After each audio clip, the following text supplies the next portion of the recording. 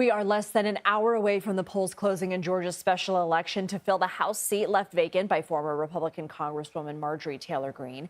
17 candidates are running for the state's 14th congressional district seat. That includes 12 Republicans, 3 Democrats, 1 Libertarian, and 1 Independent. If no candidate secures the 50% majority needed to win the election outright, a runoff will be held April 7th. Notable candidates on the Republican side include former District Attorney Clay Fuller, who has been endorsed by President Trump. Former GOP State Senator Colton Moore is also on the ballot after he resigned to run for this seat. The most well-known Democrat in the race is former Army Brigadier General Sean Harris, who previously challenged Greene for the seat in 2024. CBS News correspondent Skyler Henry joins us from Rome, Georgia. With so many candidates, Skyler, what is likely to happen here? What you pointed out there, Lindsay, in that this is likely going to go into a runoff race on April 7th. Some of the candidates that we have spoken with, not only today, but in the weeks leading up to this election, say that they are prepared for that, saying that they are still working to try to get the word out to voters, not only today, but what may happen on April 7th. And then, ironically, have to do it all over again in May when the actual primary contest for this congressional district will open up yet again.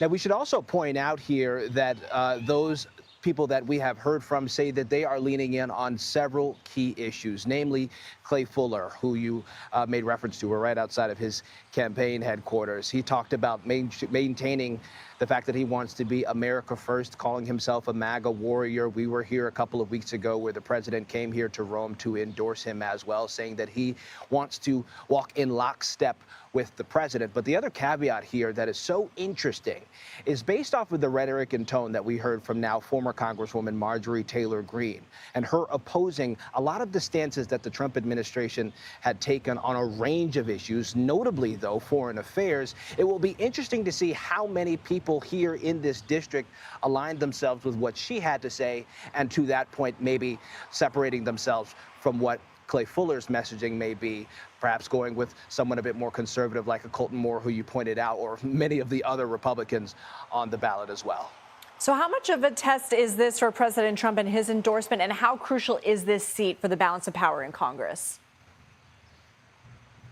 I think it's going to be very much of a bellwether to the points that I laid out there. But I also think, too, that what will be incredibly interesting is how voters decide to lean in on certain what they call kitchen table issues that they are concerned about. We spoke with several of them today, several of them saying that they were concerned about the economy, concerned about gas prices, grocery prices, also saying that, yes, they may be concerned about what's happening in Iran, for example, but they're much more concerned about what's happening here at home. Keep in mind, Lindsay, this is an incredibly agricultural community, so a lot of farmers here saying that they are concerned about fuel prices, and for that matter, fertilizer prices, something else that has seen a spike because of the conflict happening in Iran as well. You asked about what's happening in Congress. If a Republican were to win this seat, that means that House Speaker Mike Johnson will have a bit more wiggle room, so to speak, as it relates to moving forward with legislation. We know that it is incredibly tight right now. That is something that he is concerned about. But if the Democrat comes through, that's Sean Harris, then that means that it could be a bit more sticky as it relates to moving forward with legislation and any other measures that may be happening up on Capitol Hill. Skyler Henry, we certainly appreciate your report. Thank you.